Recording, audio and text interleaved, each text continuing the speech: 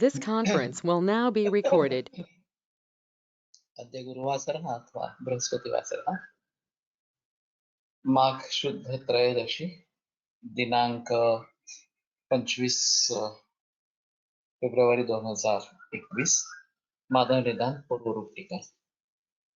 शंखं चक्रं प्रललितान् दधतमृतघटं चारुदौर्भिश्चतुर्भिः सूक्ष्मस्वच्छातिहृद्या शुकपरिविलसन् मौलिमम्भोजनेत्रं कालाम्भोदोज्ज्वलाङ्गं कटितटविलसच्चारुपीताम्बराढ्यं वन्दे धन्वन्तरिं तं निखिलगगनप्रौढदावाग्निलीनं प्रौढदावाग्निलीनं ब्रह्मणो हि समारब्धा मात्रेयाद्येषु पूजिता अस्मदाचार्यपर्यन्तां वन्दे गुरुपरम्पराम् आयुर्वेदरतं वन्दे माधवाख्यं महागुरुम् आयुर्वेदामृतं सर्वं शिष्येभ्यो यः प्रदत्तवान् द्रष्टा ज्ञानी दृष्टकर्मा कृतकर्मा तथैव च अध्यापको विश्वश्रेष्ठो महान् संशोधकस्तथा गुणैरेतैः समुदितैः यत्कार्यं प्रतनोति सः समृद्ध्यर्थं हि कार्यस्य वयं नु प्रयतामहे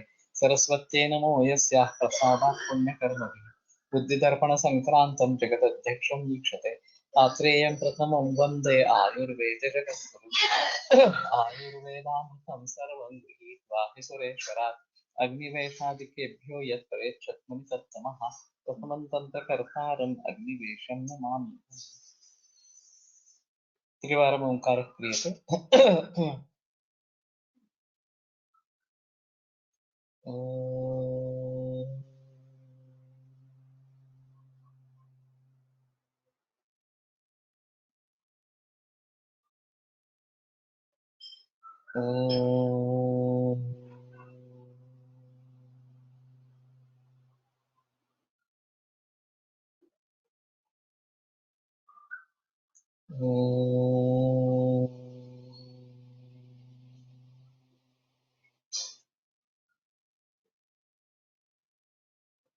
ओम शांति शांति शांति।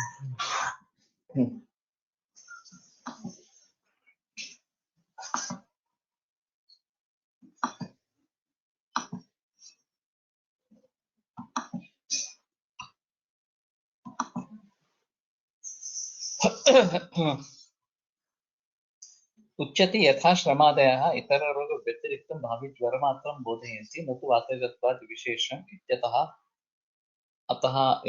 तेषाम् अव्यक्तत्वं तथा पित्तादिज्वरव्यतिरिक्तं भविष्यद् वातज्वरमात्रं बोधयन्ति जिह्वादयः न तु वातस्य रुक्षशीतधातुक्षयावरणादिगन्धत्वरूपविशेषं बोधयन्ति इत्यतः अव्यक्तवातज्वरबोधकत्वात् अव्यक्तमेव जिह्वादीनाम् अव्यक्तत्वमेव जिह्वादीनाम् इति त्रिजटवाक्यचन माधवकर कार्तिक कुंडादयो व्याचक्षते।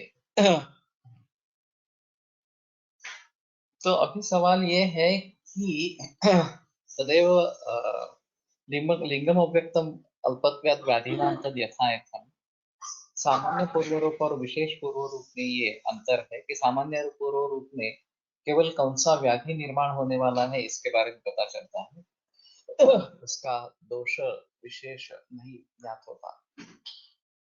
और जुर्भात्यर्थम से मेरणात् पित्ता नयन निर्वाह वगैरह ये विशिष्ट पूर्व रूप है जिससे वात ज्वर निर्माण होने वाला है, पित्त ज्वर निर्माण होने वाला है, इसके बारे में पता चलता है।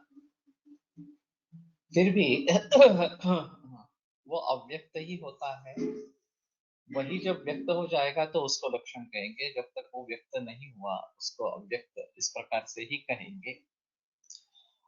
और फिर यद्यपि वातज्वर निर्माण होने वाला है ये पता लगता है तो भी रूक्ष शीत वगैरह किन कारणों से वातज्वर निर्माण होने वाला है ये इसमें पता नहीं चलता, ये कहने का प्रयास लोगों का है।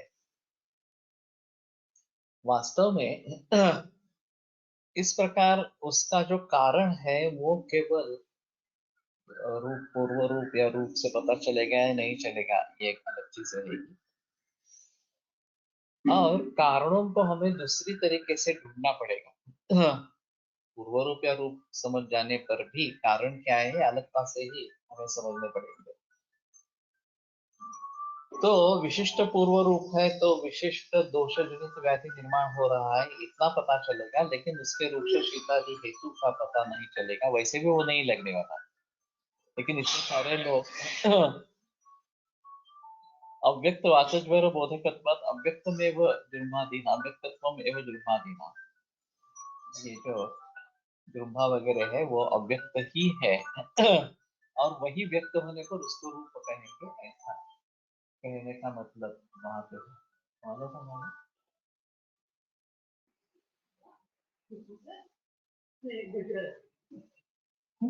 मिला सही। अन्यताहु प्रभुत अव्यक्त पूर्वरूप सहचरितस्य व्यक्तस्यापि जुह्नादेः पूर्वरूप व्यपदेशः यथा माशराशिः चत्रिणो गच्छन्ति इत्येवम् आदि। दूसरे भी लोगों का कहना है कि बहुत सारे ज्यादा अव्यक्त पूर्व रूप है, उसके साथ में थोड़ा व्यक्त भी है। ब्रह्मकर्तन समीरणात् ये उससे थोड़ा सा अव्यक्त इस प्रकार से है, लेकिन बाकी बहुत सारे अव्यक्त इस प्रकार के पूर्व रूप है, तो उसको भी पूर्व रूप ही कहेंगे। इसमें समय का भेद है। जब तक ये अव्यक्त है तब तक उसको पूर्व रूप कहेंगे, जब व्यक्त हो जाएंगे तो रूप कहेंगे, ऐसा है। तो बाकी सारे पूर्व रूप ज्यादातर अव्यक्त इस प्रकार के हैं। कुछ पूर्व रूप थोड़े उभर आए हैं तो भी उनको पूर्व रूप ही कहेंगे। उनको ये व्यक्त हो गए हैं इसलिए उनको रूप कहेंगे, ऐसा नहीं। कुछ रूप है कुछ पूर्व रूप है, ऐसा नहीं हो सकता। और इसके लिए उदाहरण देते हैं माश राशि क्षत्रिणो गच्छन्ति इत्येवम्।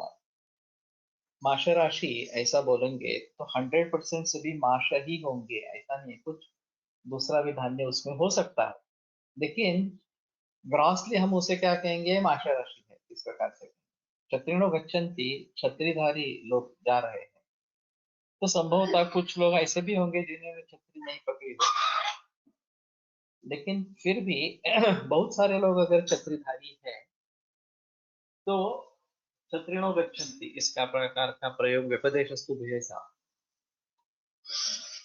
इस न्याय से हो जाएगा। तो बहुत सारे अव्यक्त पूर्व रूप है, तो उसके साथ में थोड़े व्यक्त भी है, तो उसको भी पूर्व रूप ही कहना है। वो व्यक्त है इसलिए रूप है, ऐसा नहीं कहना। न च व्यक्तत्वेन रूपाद अभेदः नियमेन पूर्व रूप रूपयोः भावी वर्तमान व्याधि बोधकत्वात्। वो व्यक्त है इसलिए वो रूप से भिन्न नहीं है, रूप से अभेद उनका है, ऐसा मत कहो। नियमेन पूर्व रूप रूपयोः भावी वर्तमान, सो पूर्व रूप जो है वो भावी व्याधि का ज्ञान करके देता है, रूप जो है वर्तमान व्याधि का ज्ञान करके देता है। तो इसमें ये निश्चित है कि अगर पूर्व रूप है तो भविष्य व्याधि है, और रूप है तो वर्तमान व्याधि, इस प्रकार का है, उसका वो ज्ञान करके देता है। तत्र विशिष्टं प्राग्रूपं रूपावस्थायाम् अनुवर्तत एव तस्यैव अभिव्यक्तस्य रूपत्वात् न तु दोषदुष्ट समूर्छनावस्थाजनित रोमहर्ष बालप्रत्यक्षादिकं नियमेन अनुवर्तते। यदि अनुवर्तेत तदा सर्वजराणाम् असाध्यत्वं प्रसिद्धेत। उसमें जो विशिष्ट प्राग रूप है, विशिष्ट पूर्व रूप है, वो रूपावस्था में निश्चित रूप से अनुवर्तन उसका होता रहता है, तो निश्चित रूप से वो रूपावस्था में चला जाता है। तस्यैव अभिव्यक्तस्य रूपत्वात्, क्योंकि वही जब व्यक्त हो जाता है तो उसको रूप कहते हैं। अब जहां विशिष्ट पूर्व रूपों के बारे में लिखा नहीं है, वहां संभवतः जितने भी पूर्व रूप है वो सभी उसमें आ सकते हैं, या उसमें से कुछ निवृत्त हो जाते हैं और कुछ आगे बढ़ते रहते हैं, कुछ रूप में परिवर्तन इस प्रकार के हो जाते हैं। ये उन्होंने उसके बारे में जिक्र किया है कि अगर सभी परिवर्तित हो जाता है तो असाध्य समझ लेना चाहिए। लेकिन सामान्य पूर्व रूप जनरली निवृत्त हो जाएंगे और विशिष्ट पूर्व रूप ही आगे बढ़कर रूप में परिवर्तित इस प्रकार के हो जाएंगे। न तो दोषदुष्ट समूर्छनावस्था जनितं रोमहर्ष बालप्रद्वेषादिकं नियमेन अनुवर्तते। तो दोष दुष्ट समूर्छनावस्था से उत्पन्न होने वाला इसे नीट बंद कर देते। जो पूर्व रूप है पारोमहर्ष बाद प्रद्वेष वगैरह वगैरह, वो निश्चित रूप से आगे परिवर्तित होगा ऐसा नहीं है। तो यदि अनुवर्तेत तथा सर्वज्वराणाम असाध्यत्वं प्रसज्येत, अगर सभी का सभी पूर्व रूपावस्था में चला जाएगा तो सभी ज्वरों का असाध्यत्व इस प्रकार का हो जाएगा। एतदभिप्रायेण सर्वाणि पूर्वरूपाणि सर्वाणि ज्वरोक्तानि अतिमात्रया यं विशन्ति विशत्येन मृत्युज्वर पुरस्सरः। सभी पूर्व रूप ज्वरोक्त जो है अतिमात्रया बहुत बड़ी मात्रा में, यं विशन्ति विशन्त्येन विशत्येन जिस शरीर में घुसती है उस शरीर में, उस पुरुष में मृत्यु ज्वर पुरस्सरः विशति। ज्वर पुरस्सर ज्वर को जब जिसके आगे है इस प्रकार का मृत्यु भी घुसता है तो फिर उसकी मौत डेफिनेटली हो जाती है, इंद्रिय स्थान का है। इति वच्चरक वचन इत्याह तदेवं द्विविधे पूर्व रूपे व्यवस्थिते सामान्य पूर्व रूपमाह प्राकृतम इत्यादि। तो इस प्रकार से वैसे सूत्र में तो लिंगम अव्यक्तम अल्पत्वात् व्याधिनां तद् यथायथम इतना ही कहा। इसमें सामान्य पूर्व रूप, विशिष्ट पूर्व रूप वगैरह वगैरह इसके बारे में कुछ जिक्र ग्रंथ में नहीं है, मूल ग्रंथ में नहीं। फिर भी वो सब चर्चा माधव कोश मधुकोश टीकाकार ने माधव करने करी है और ग्रंथों से संदर्भ देखकर सामान्य पूर्व रूप, विशिष्ट पूर्व रूप इस प्रकार के होते हैं और वो पूर्व रूप ही होते हैं, वो रूप नहीं कहा जाता। विशिष्ट पूर्व रूप को रूप नहीं कहा जाता क्योंकि वो भावी व्याधि का ही ज्ञान करने वाले हैं और रूप जो है वर्तमान व्याधि का ज्ञान करवाता है। तो इसमें अंतर ही है, ये स्पष्ट किया उसने। तो तदेवं विविधे पूर्व रूपे व्यवस्थित है। तो इस प्रकार से दो प्रकार का पूर्व रूप एक बार स्थित हो गया। सामान्य पूर्व रूप माह प्रागरूपिक। अब ये उसने एक पार्श्वभूमि तैयार की है कि आप पहले से सजग रहे कि ग्रंथों में वर्णन नहीं है, फिर भी ये दो प्रकार के पूर्व रूप है, सामान्य पूर्व रूप और विशेष पूर्व रूप। अब मूल सूत्र पढ़ो, प्रागरूपम इत्यादि। येन श्रमादिना उत्पित्सु सामग्री साकल्याद उत्पादेषु आमयः रोगः दोष विशेषेण वातादिजन्य असाधारण व्यपत्वादिना अनधिष्ठितः असंबद्धः लक्ष्यते ज्ञायते तत् प्रागरूपम्। ये एक टीकाकार की पद्धति है, हर शब्द को लेकर उसका अर्थ इस प्रकार से बताना है कि ये कैसा है, क्या है वगैरह वगैरह। उसके लिए कोई पर्याय इस प्रकार का देना है उसके अर्थ को स्पष्ट करने के लिए। तो हर शब्द के लिए ये बताते हैं ये न श्रमादिना, ये न लक्ष्यते, तो ये न श्रमादिना उत्पित्सु सामग्री साकल्याद उत्पादेषु। उत्पित्सु का अर्थ मतलब क्या है, तो सामग्री साकल्याद उत्पादेषु, सभी सामग्री इकट्ठा हुई है इसलिए जो निर्माण होने की इच्छा कर रहा है। आमयः रोगः दोष विशेषेण वातादिजन्य असाधारण व्यर्थत्वादिना। तो दोष विशेष से अनधिष्ठित, तो दोष विशेष यानी क्या कि वातादिजन्य असाधारण, जो सभी में कॉमन नहीं है, वेपत्व वगैरह लक्षण केवल वातादि ज्वर में रहेंगे, पित्त ज्वर कफज ज्वर इसमें नहीं रहेंगे। तो अनधिष्ठितः असंबद्धः लक्ष्यते ज्ञायते तत्प्रागरूपम्। वस्तुतः ये न का मतलब इसने जो श्रमादिना ये किया है ये सही नहीं लगता।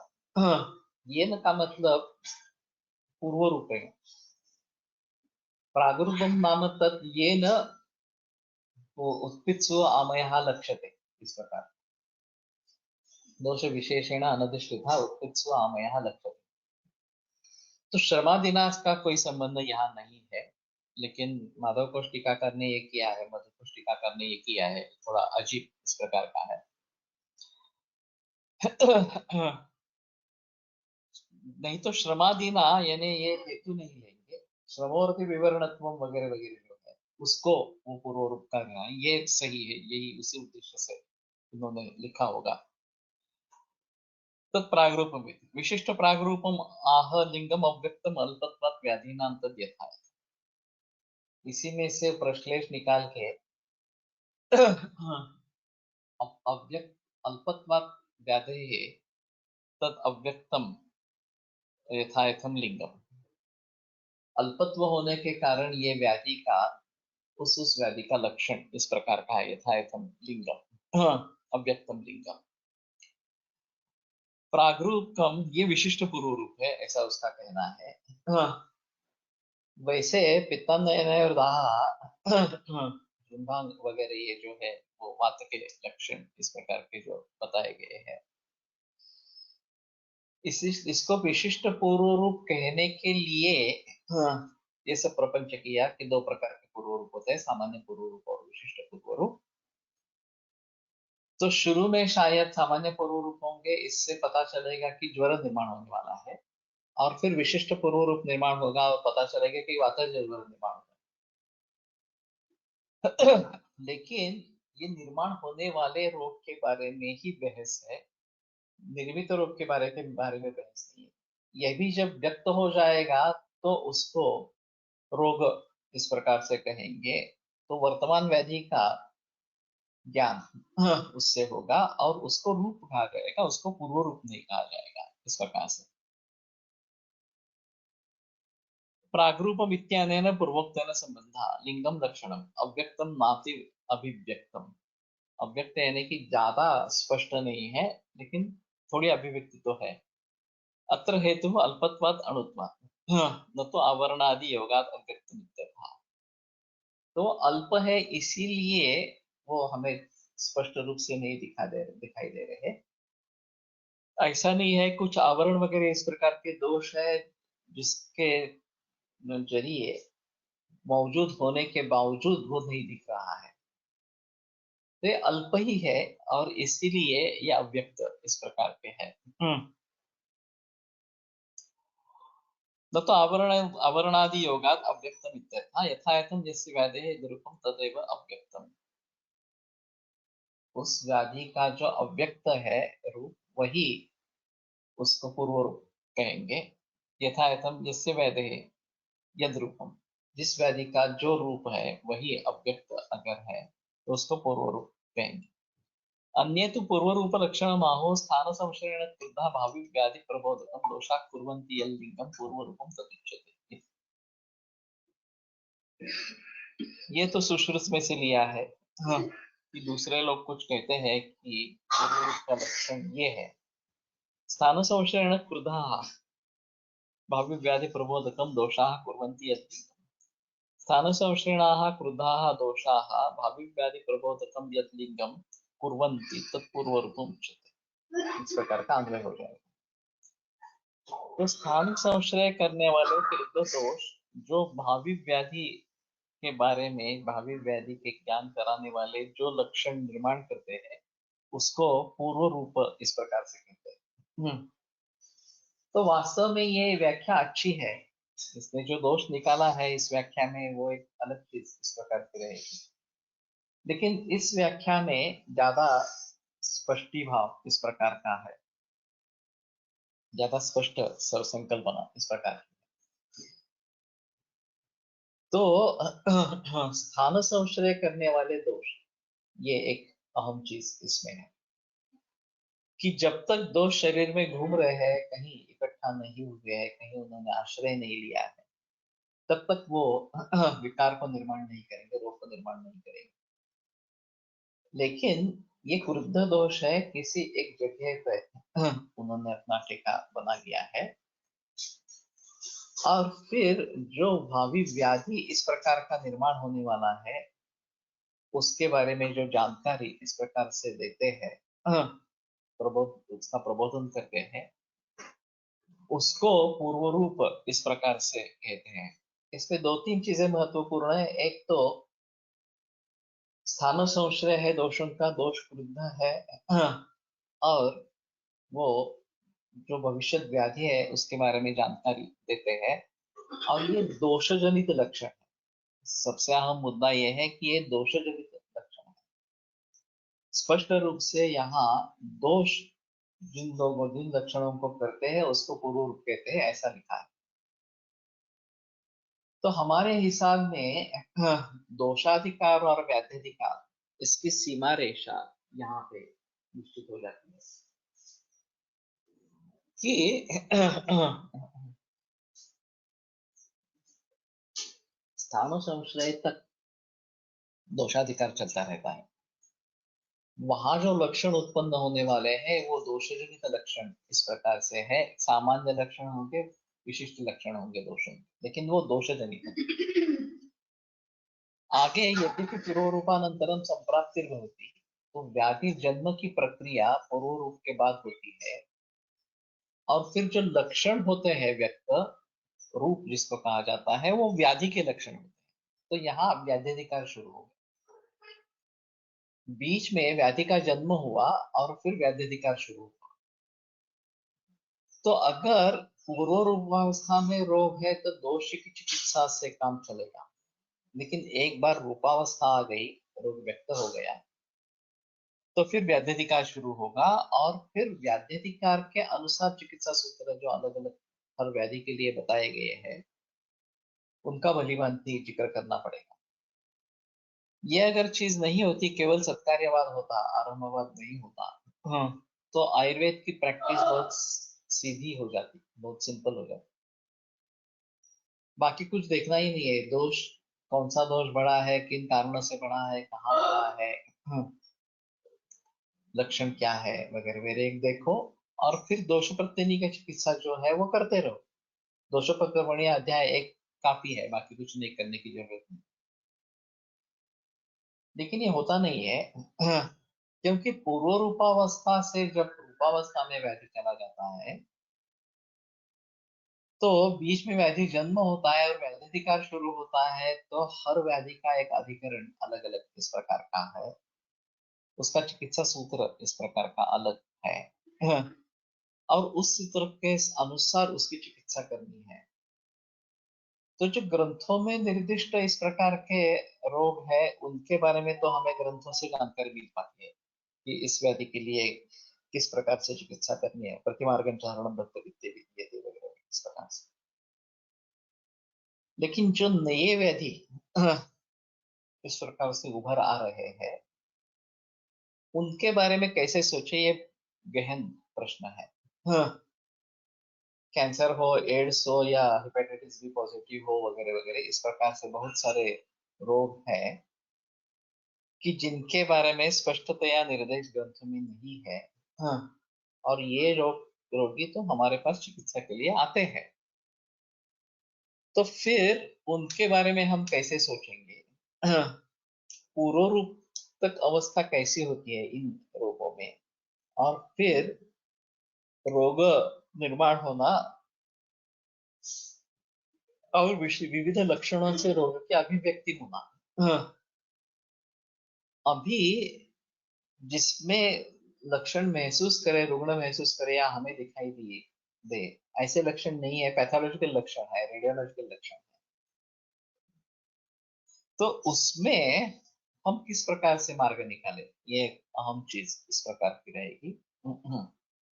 और ये सबसे बड़ी चुनौती है। नई संहिता लिखने में दो बड़ी चुनौतियां हैं। एक तो खाने पीने की चीजें काफी बदल गई है, और सभी तरीके की चीजें सभी विश्व भर में उपलब्ध हो गई है और प्रचलन में आ गई। बेकरी प्रोडक्ट्स कभी भी भारत के खान पान का हिस्सा नहीं थे, लेकिन अब बेकरी प्रोडक्ट्स पूरे भारत भर में फैल गए हैं। अभी ये सोयाबीन, ऑलिव, बहुत सारी चीजें ऐसी है कि जिसके सब विदेशी है, टमाटर से लेकर ये सब विदेशी है। और उनके बारे में ग्रंथ में कुछ भी जिक्र नहीं है, उनके गुण कर्म क्या है वगैरह के बारे में। और ये मूल द्रव्यों के है। फिर उसके ऊपर जो संयोग होंगे, संस्कार होंगे, उसके बारे में जिक्र करना और भी मुश्किल इस प्रकार का। और फिर अभी के परिस्थिति में ये किन रोगों का कारण है, किन रोगों की चिकित्सा है, इसके बारे में सोचना और भी मुश्किल इस प्रकार का। उसी तरीके से ये जो सब इन्वेस्टिगेशंस आ रहे हैं कि हाई कोलेस्ट्रॉल है, हाई ब्लड प्रेशर है, हाई शुगर लेवल है, थायराइड्स में कुछ प्रॉब्लम है वगैरह, इस तरह से हेपेटाइटिस बी पॉजिटिव है वगैरह, ये तो हमारे शास्त्र में लक्षण है ही नहीं। ये आधुनिक शास्त्र का कहना है कि ये सब सिम्टम्स है इस प्रकार से, और सिम्टोमेटिक रिलीफ हमें इनमें मिलना चाहिए कि आपने दवा दे दी, कोलेस्ट्रॉल कम हो गया, आपने दवा दे दी, थायराइड कम हो गया वगैरह इस प्रकार से। तो जिसके बारे में ग्रंथ में कुछ भी बताया नहीं गया है, उनके बारे में हम कैसे सोचें?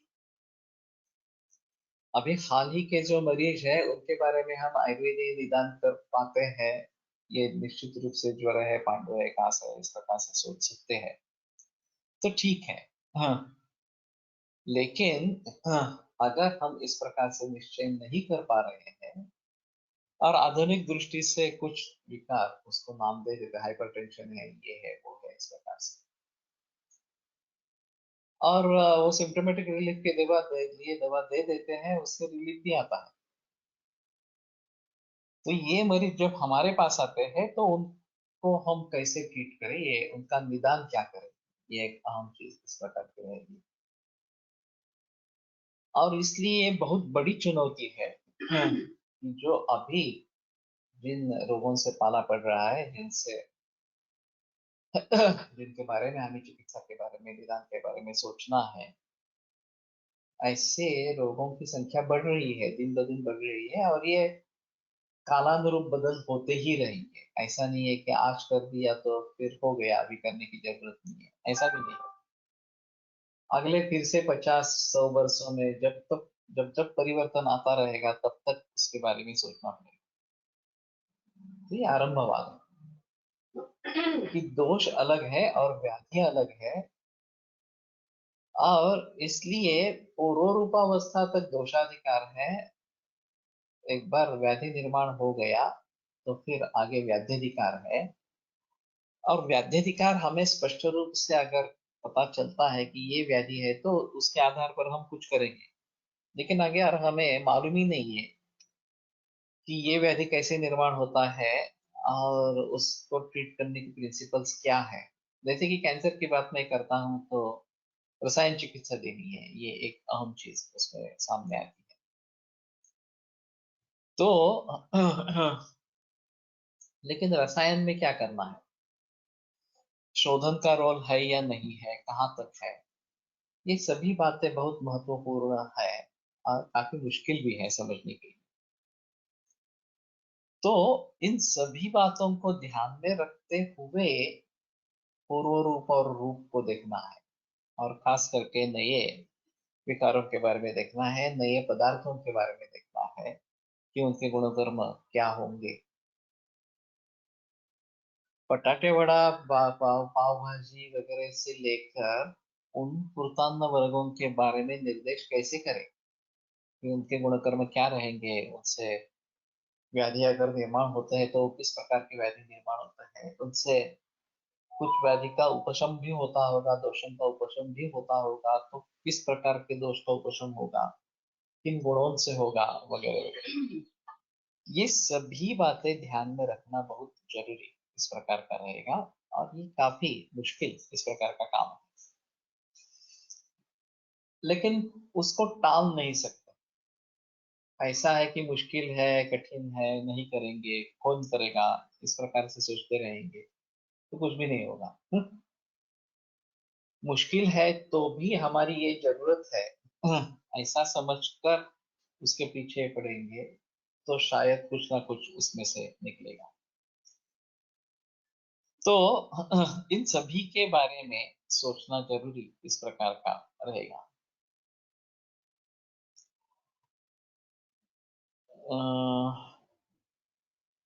हाँ, तो सांशोषेण क्रुद्धा भावी व्याधि प्रबोधकम दोषा कुर्वन्ति यल्लिंगम पूर्वरूपम तदुच्यते, ये जो व्याख्या उन्होंने हमारे सामने रखी वो दूसरी दृष्टि से कि सत्कार्यवाद कहाँ तक है और आरंभवाद कहाँ से आरंभ होता है, ये जानने के लिए ये सूत्र महत्वपूर्ण है।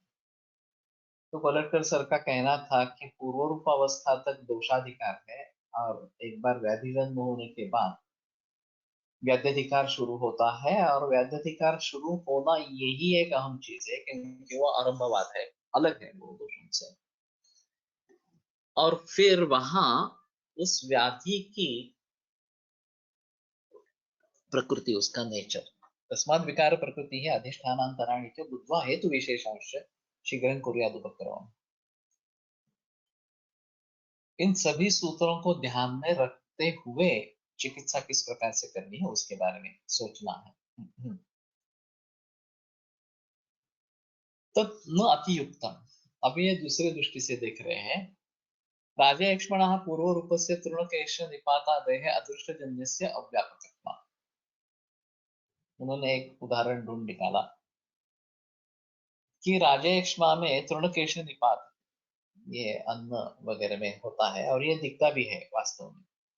अगर हमारा निदान राजयक्ष्मा इस प्रकार का है और हम पूछेंगे कि घर में 5 व्यक्ति है, सिर्फ इसी के अन्न में केश वगैरह दिखाई देते हैं, और जब पूछा जाता है तो बताते हैं हाँ मेरे ही अन्न में आते हैं। अगर कॉमन रूप से किसी का केशेशात हो रहा हो तो सभी के अन्न में आना चाहिए, लेकिन वो नहीं होता।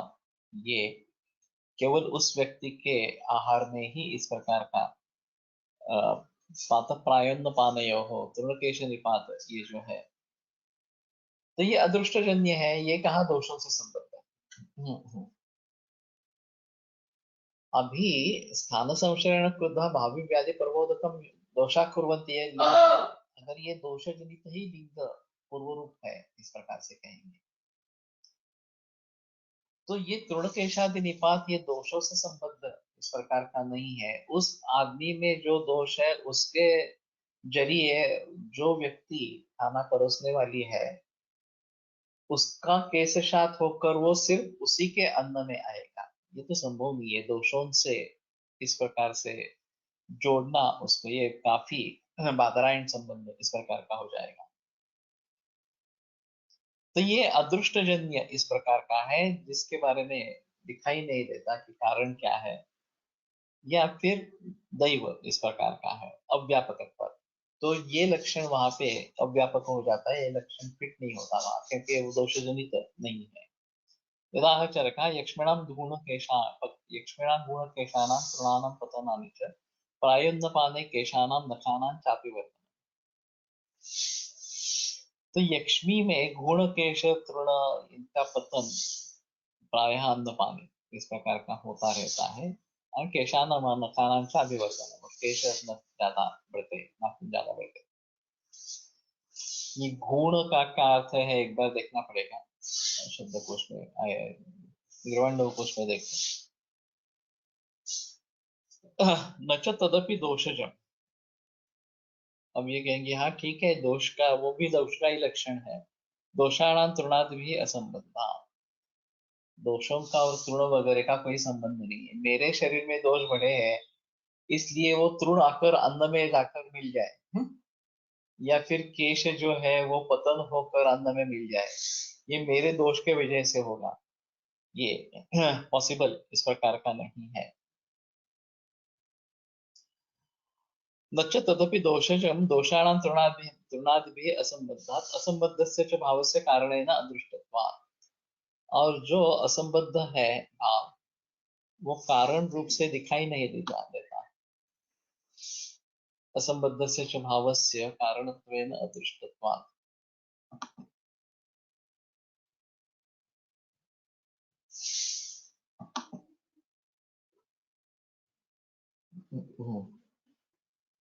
परंपरया च संबंध कल्पनया अति प्रसंगा सर्वं सर्वस्य कारणस्य।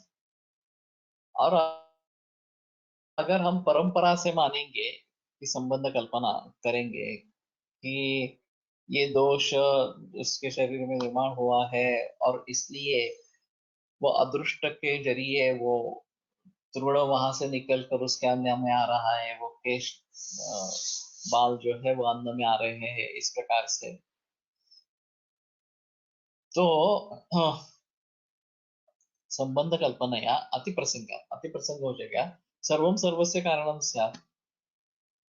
तो सभी चीजें सभी का कारण हो जाएगी, एक जो नियत उसमें कार्य कारण भाव रहता है वो नहीं रहेगा, ऐसा कहना है।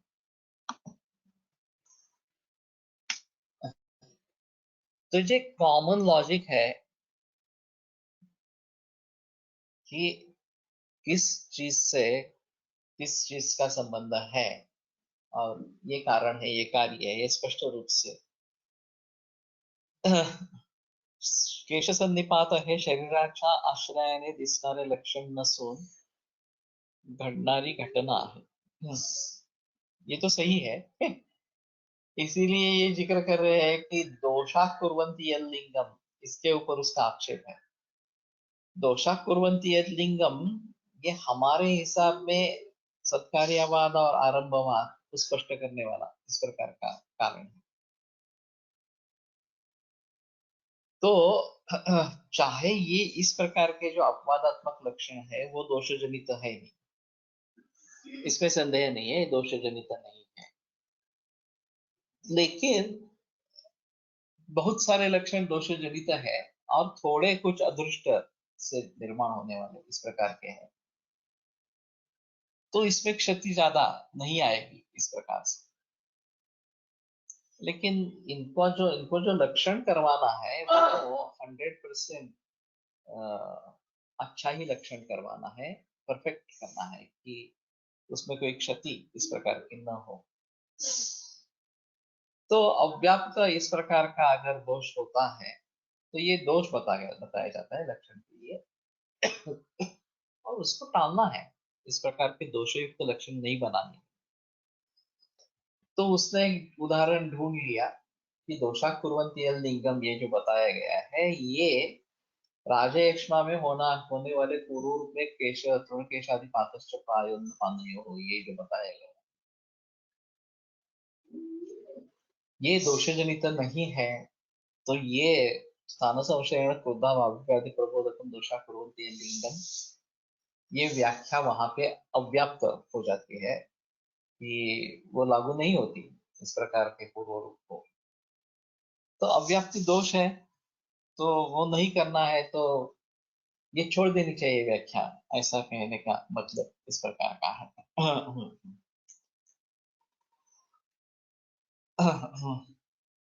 एतद् दोष परिजिहीर्षया एव परमकुशलेन वाग्भटेन अदृष्ट दोषज सर्वपूर्वरूप उपसंग्राहकं येन इति पदं निबद्धम् इति चरकेन उक्तं मत्वा तदीय पूर्वरूपलक्षणं माधवकरो लिखितवान्। तो इन सभी बातों को ध्यान में रखते हुए वाग्भट ने, परम कुशल इस प्रकार वाग्भट ने ये न इस शब्द का प्रयोग किया। प्रागरूपम ये न लक्ष्यते, यह सर्वनाम है तो उसमें सभी का अवरोध हो जाता। जो भी लक्षण निर्माण पूर्व रूप इस प्रकार का निर्माण होने वाला है वो चाहे दोषों से निर्माण होने वाला हो या अदृष्ट से निर्माण होने वाला हो या और किसी दूसरे चीज से निर्माण होने वाला इस प्रकार का, चाहे उसका पूर्व कर्म है उस व्यक्ति का, उसके जरिए निर्माण होने वाला इस प्रकार का, तो जो भी हो ये न उत्पित्सु अमय लक्ष्यते, उत्पन्न होने वाला रोग जिसके ज्ञात हो जाता है वो पूर्व रूप इस प्रकार का कहा जाता है।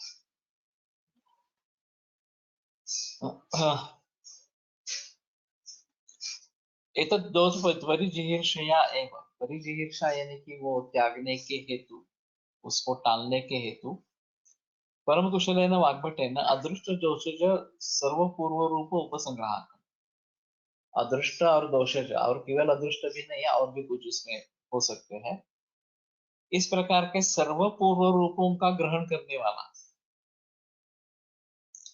उपसंग्राहकम येन इति पदं निबद्धम इति चरकेन उक्तम मत्वा, ऐसा चरक में बताया है ऐसा मानकर तदीय पूर्व रूप लक्षणम एवं माधव करो लिखितवान। उसका जो पूर्व रूप का लक्षण है ये माधव कर ने लिख दिया। अब ये तो सुश्रुत में सूत्र आया है, माधव कर को परिचित नहीं था, ऐसी तो स्थिति नहीं है।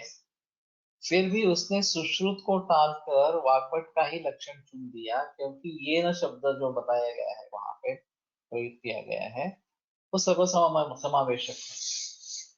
तो जो भी, चाहे दोष जनित हो, चाहे अव्यक्त जनित हो, चाहे और किसी दूसरी चीजों से जनित इस प्रकार का हो, जिस किसी भी कारण से पूर्व रूप उत्पन्न होने वाला है, उन सभी पूर्व रूपों को हमने यहाँ पे संग्रहित किया। वो सभी पूर्व रूप ये न शब्द से हमें प्राप्त हो जाएंगे और ये लक्षण अव्याप्ति का जो दोष है वो इसमें से निकल जाएगा इस प्रकार से।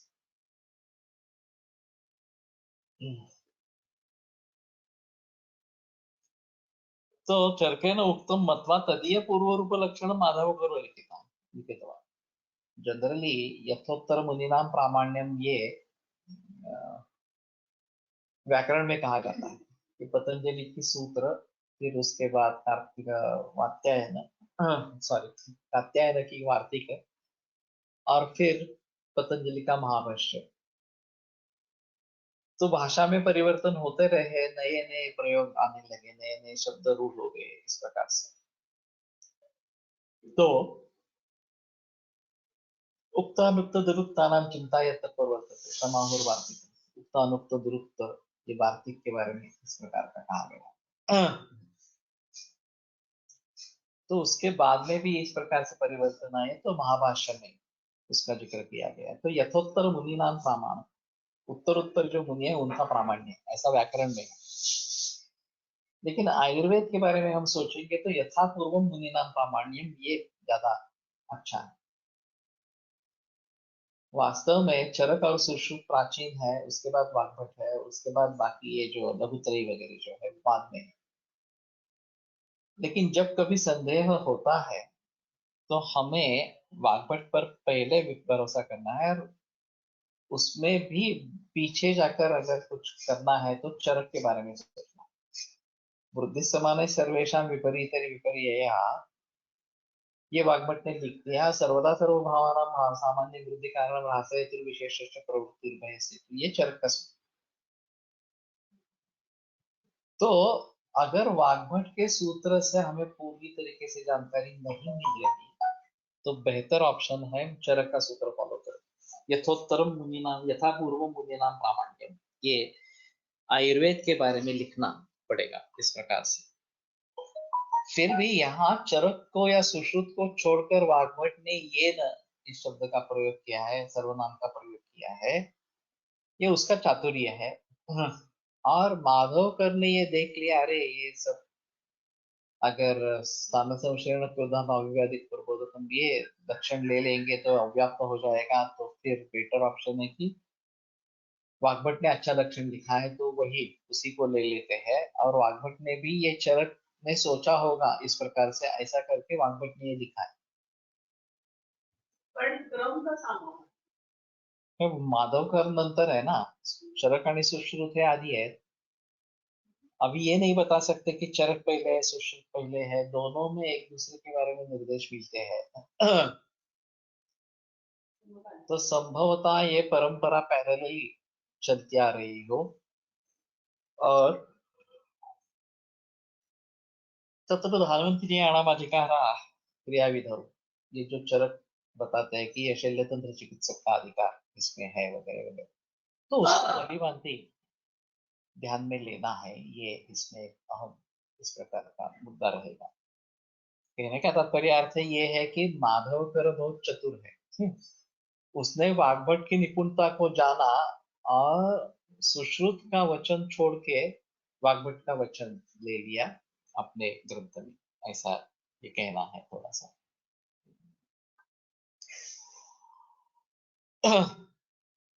संक्षेपतस्तु लक्षणम भावि व्याधि बोधकम एवं लिंगम पूर्व रूपम। अब निर्दोष लक्षण क्या है? इन सभी लक्षणों में दोष दिखाए तो निर्दोष लक्षण क्या है? भावी व्याधि बोधकम एव लिंगम पूर्व। भावी व्याधि का ज्ञान कर देने वाला ही लक्षण पूर्व रूप इस प्रकार का है। एव कारण निदान उपशयेव संप्राप्तिश्च दोषित कर्तव्यता रूपायाः व्यवच्छेदः तेषां तज्जातीयानाम् उत्पन्न अनुत्पन्न व्याधि भूतकत्वात्। तो सिर्फ वही लक्षण जो भावी व्याधि का ही ज्ञान करके देता है वही पूर्व रूप है। अब ये कहने से क्या हुआ कि निदान उपशय संप्राप्ति जो दोषित कर्तव्यता रूप इस प्रकार की है, इन सभी का व्यवच्छेद हो गया। तेषां तज्जातीयानाम उत्पन्न अनुत्पन्न व्याधि बोधकत्वा। तो उनके जरिए जो व्याधि का ज्ञान होता है, उत्पन्न व्याधि का भी होता है, अनुत्पन्न व्याधि का भी होता है। अब जिस अवस्था में आप इनकी जानकारी प्रयुक्त करोगे, उसके आधार पर उससे ज्ञान व्याधि का होगा।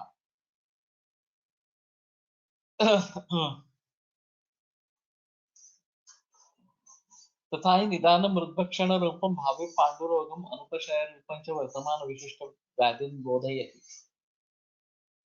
हम सभी का स्पष्ट करते हैं कि निदान मृद्भक्षण ये जो है कारण भावी पांडुरोगम, वो अगर अभी पांडु निर्माण नहीं हुआ है लेकिन आदमी मृद्भक्षण कर रहा है, तो ये आगे निर्माण होने वाला जो पांडु है उसके बारे में बताता है। और अगर पांडुरंग निर्माण होने के बाद इस कारण का पता चला तो भावी पांडुरंग मानव वर्तमान विशिष्ट व्याधि से बोधे अनुपशय रूपंच। मृद्भक्षण करने से अगर अनुपशय इस प्रकार का हो रहा है तो ये वर्तमान व्याधि है। तो फर्क क्या है मृद्भक्षण से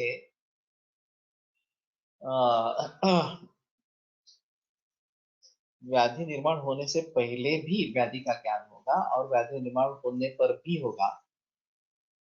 केवल पहले ही व्याधि का ज्ञान जो करने वाला है वो पूर्व रूप है, वर्तमान व्याधि का ज्ञान कर देने वाला तो रूप है। तो भावी व्याधि बोधकम एव, इस एव शब्द से केवल जो भविष्य व्याधि है उसकी के बारे में ज्ञान कर देने वाला ये पूर्व रूप इस प्रकार का होगा। उपशय अपि पूर्वरूपावस्था प्रयुक्त भविष्य विशिष्ट भावी विशिष्ट व्याधि ज्ञापयति। रूपावस्था प्रयुक्त वर्तमान विशिष्ट व्याधि ज्ञापयति।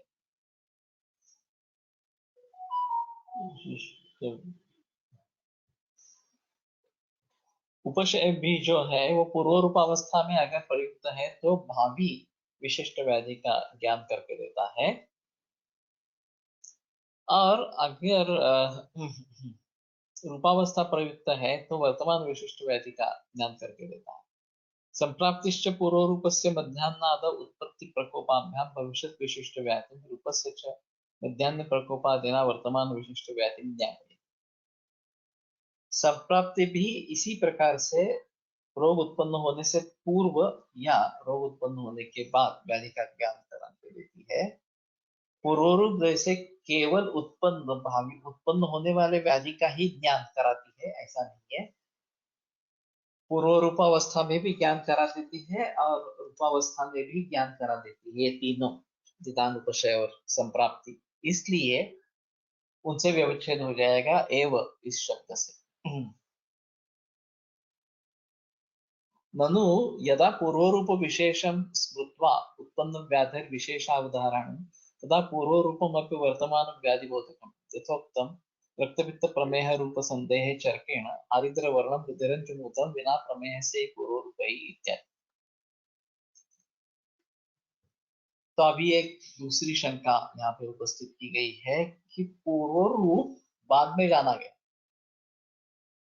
और फिर उससे व्याधि का ज्ञान हुआ।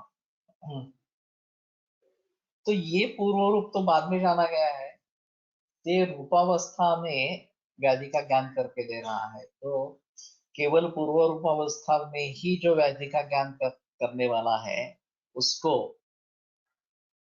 जो भविष्य व्याधि का ही ज्ञान करने वाला है उसी को पूर्व रूप कहेंगे। इसमें क्षति हो जाएगी। ये पूर्व रूप जो है वो व्याधि निर्माण होने के बाद भी उसका ज्ञान करा देता है। तो ये अतिव्याप्त इस प्रकार का लक्षण हो जाएगा। इसलिए ये टेढ़ा उदाहरण उन्होंने ढूंढ के निकाला है इस प्रकार से। पूर्व रूप विशेषम स्मृत्वा, कि पूर्व रूप विशेष का स्मरण करने से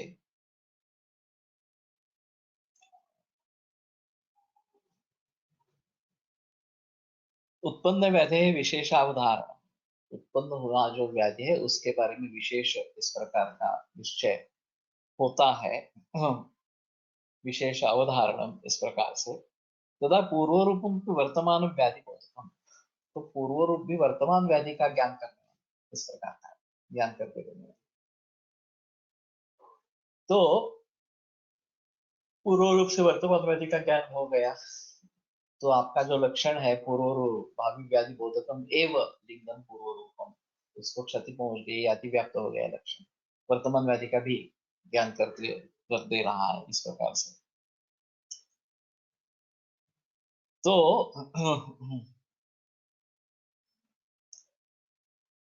यथोक्तम रक्तपित्त प्रमेह रूप संदेह चर्के, उसके लिए रक्तपित्त प्रमेह इसके बारे में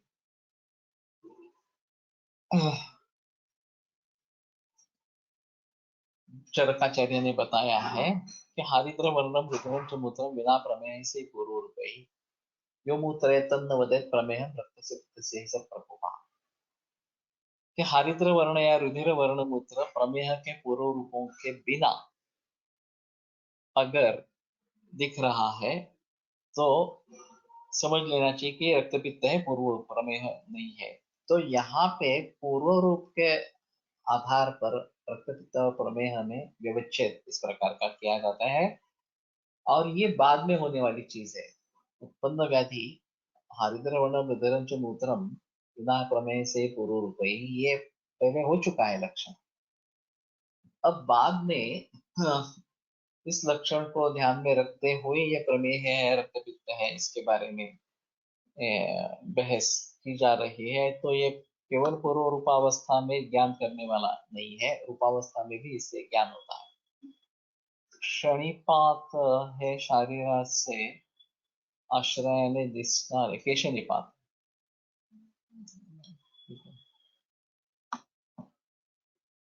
गुण म्हणजे लाकूड कोरणारा किडा, हा बरोबर, गिरवाण गुणकेशादि, तो गुण ये कीटक है। मुझे भी अभी याद आया क्योंकि मैंने अर्थ देखा था लेकिन बाद में भूल गया। तो लकड़ी उसमें वो घुसता है और लकड़ी खा जाता है, तो ये एक कीटक है। और उसका भी निपात, गुण केशादि निपात अन्न में हो सकता है, ये एक रहेगा। अत्र उच्यते किं व्याधिजन्मना पूर्वरूपम गृहीतम नवा, तो उसने सवाल पूछा है कि व्याधि जन्म होने से पहले पूर्व रूप का ग्रहण हुआ या नहीं हुआ।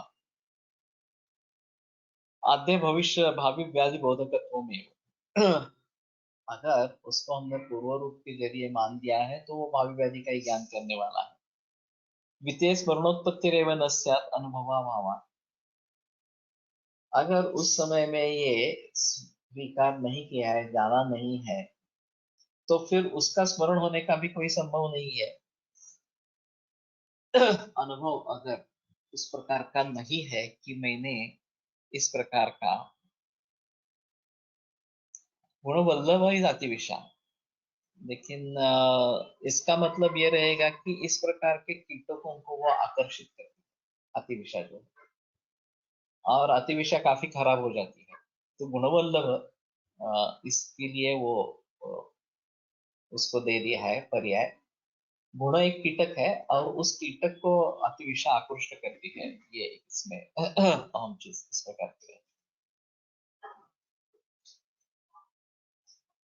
द्वितीय स्मरणोत्पत्ति न स्यात्, दूसरा जो है कि अगर हमने उसको जाना नहीं, समझा नहीं, तो स्मरण कहाँ से होगा? अनुभव ही नहीं है तो स्मरण होने का कोई चांस ही नहीं है। अनुभवजन्य स्मृति हेतु इस प्रकार की जो है वो अनुभव से उत्पन्न होने वाला स्मरण है। अगर अनुभव ही नहीं है तो स्मरण कहाँ से आएगा? इस प्रकार से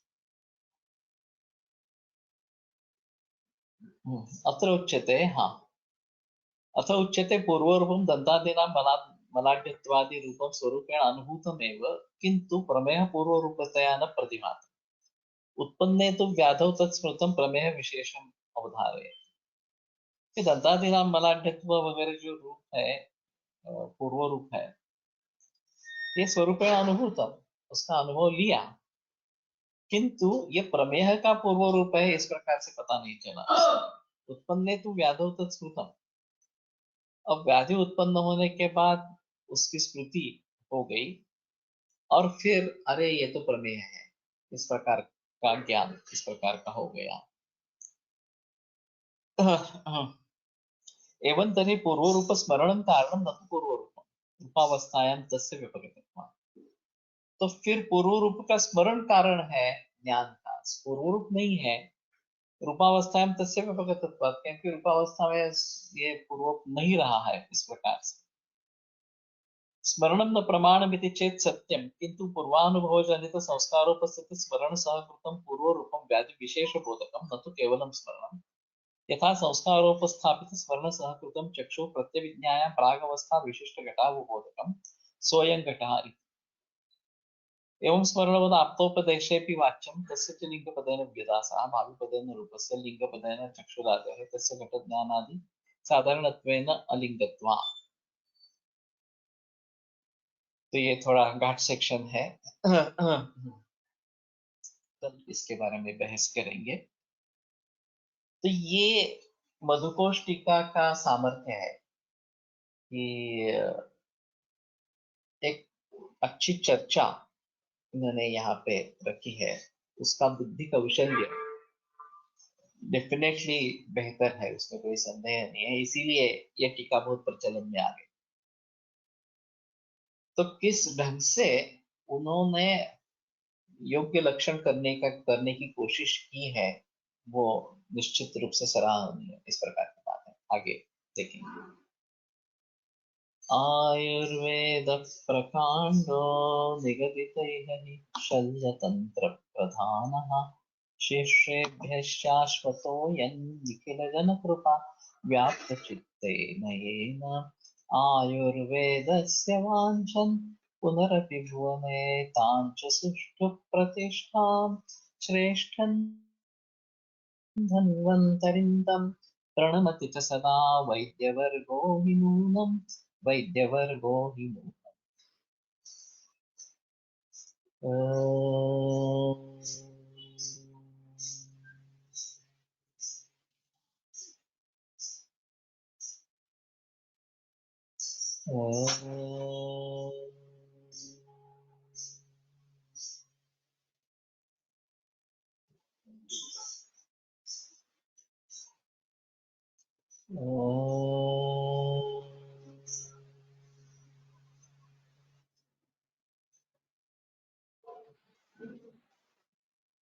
ओम शांति शांति शांति।